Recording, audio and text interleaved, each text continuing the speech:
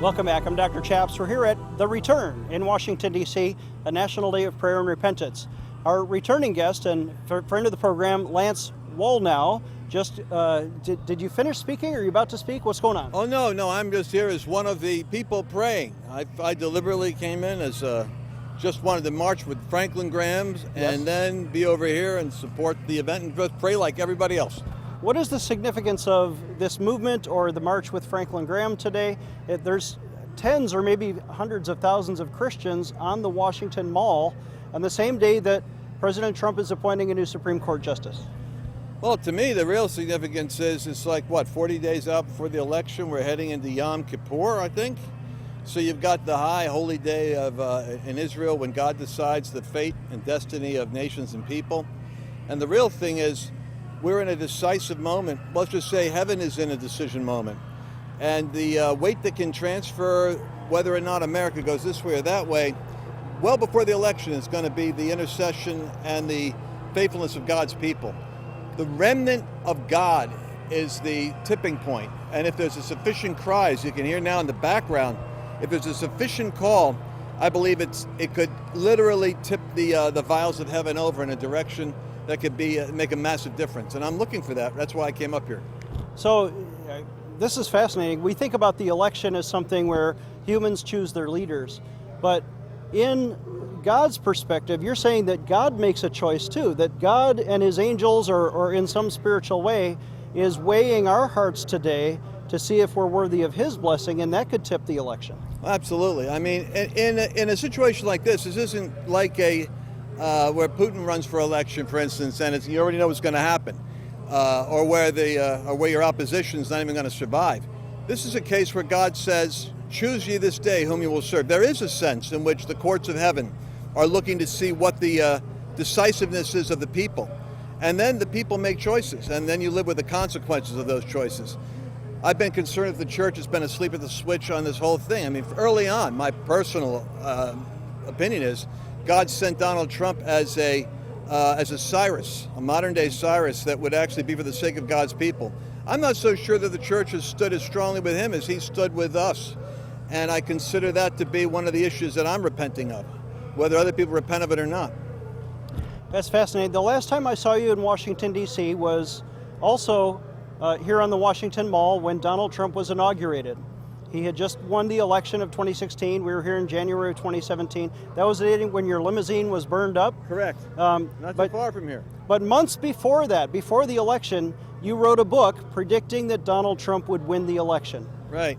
I wrote a book saying he would be Trump, he would be Cyrus, that America was going to go through an economic crisis, and that the media was going to experience Trump derangement. I coined the term before it became common. And I'm putting a book out now. It's even later than the last one, but it's godschaoscode.com, and it talks about what's happening now. The fact that Israel, when they had Cyrus, they had to repent of not building the house God wanted. And then they had an economic judgment, which came with a plague. And then they repented with Haggai, the prophet, preaching to them.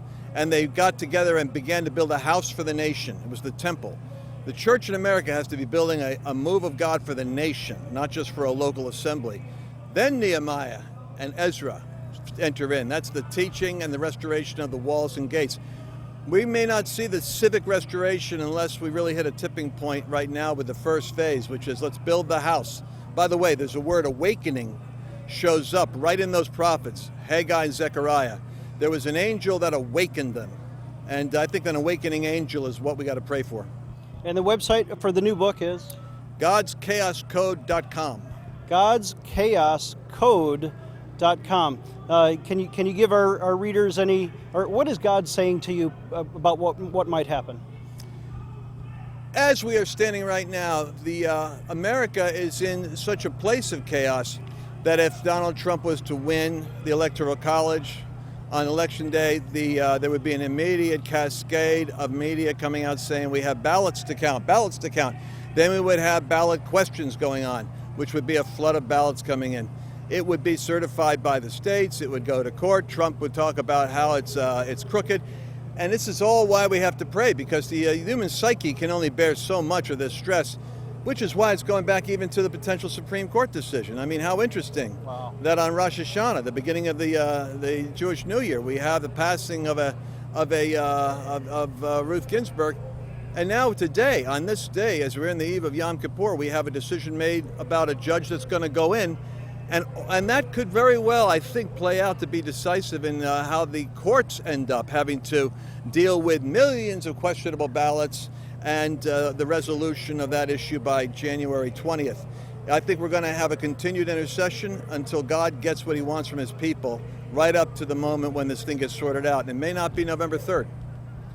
We may not have a decision on Election Day, but now God is deciding if America has repented, if we have returned as this prayer and repentance movement is happening, and maybe if my people who are called by name will humble themselves and pray and seek my face and turn from their wicked ways, then God will hear from heaven and forgive our sin and heal our land.